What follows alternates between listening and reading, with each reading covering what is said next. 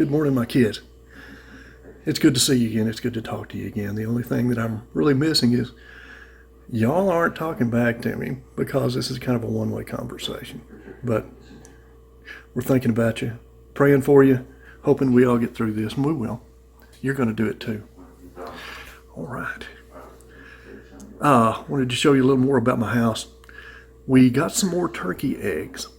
Yeah, that's right. Our female turkey had seen that we had stolen her eggs out of her first nest from one neighbor's yard, so she went to the next neighbor's yard and laid another set. And we found out about that too.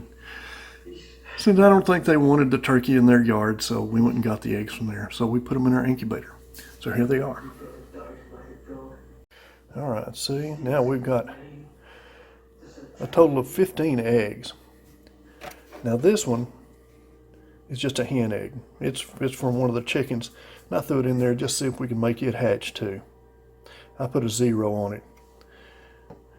Now the rest of them, see the ones with the, we got some with the X's on them and some of them with lines on them, just like this. The lines are the ones that have been there in about a week. And these are the ones we put in there Saturday. So we found those. So there were 6 of them. And they're all kind of crowded in there right now. So it's time to switch them around or turn them. So anyway, I'm going to just move them over or turn them over so I can't see the lines.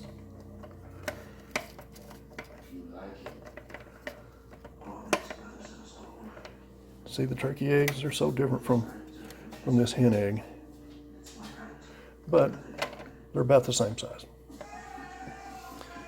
All right, so we flip that one over, flip this one over, flip that one over.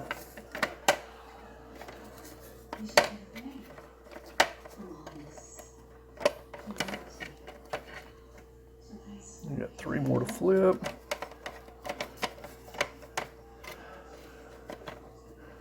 And the reason that you turn the eggs at least twice a day is so that they don't, the embryos don't just stick to one place. This is what happens in nature.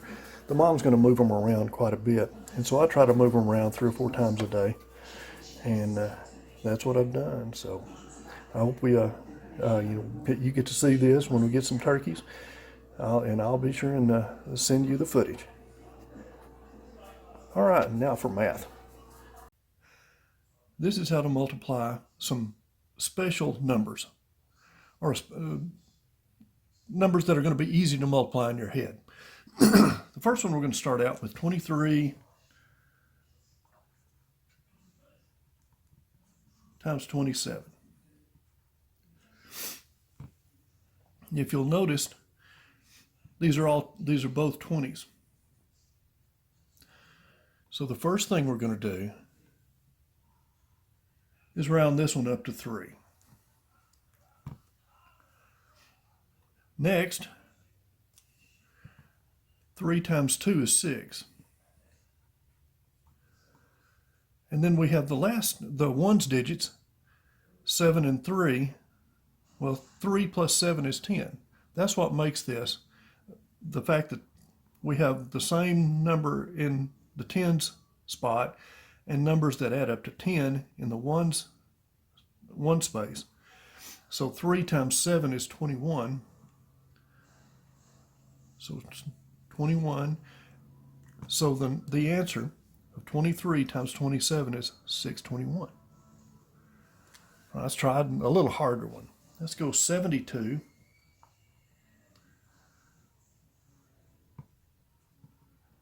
times 78. These aren't just random numbers. I'm picking them for a reason. All right, so we got both 7s here.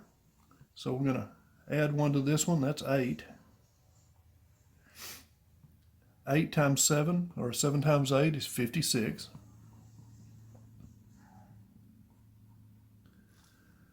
And then 2 plus 8 is 10. So 2 times 8 is 16.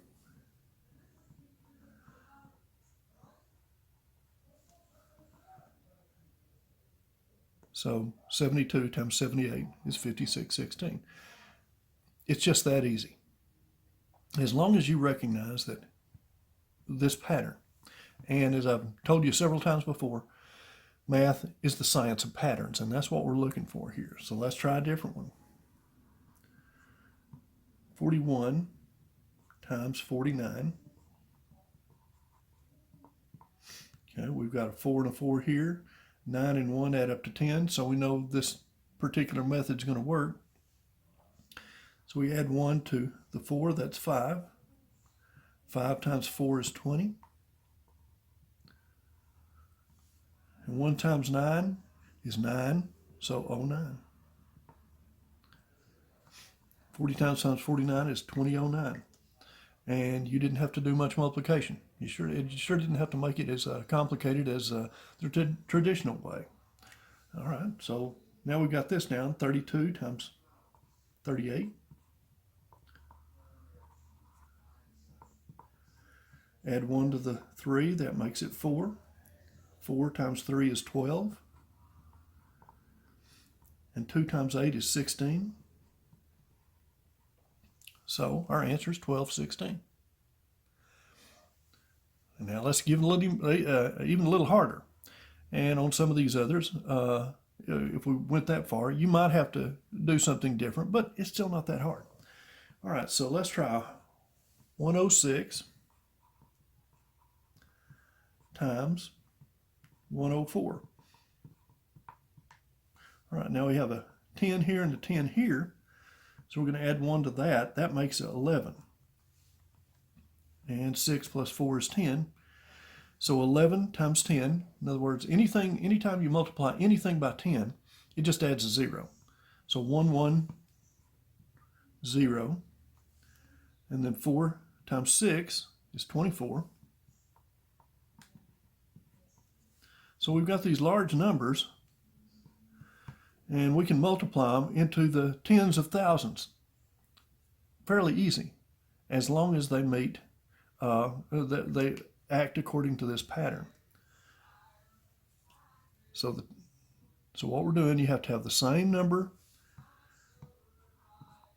So 458 times, and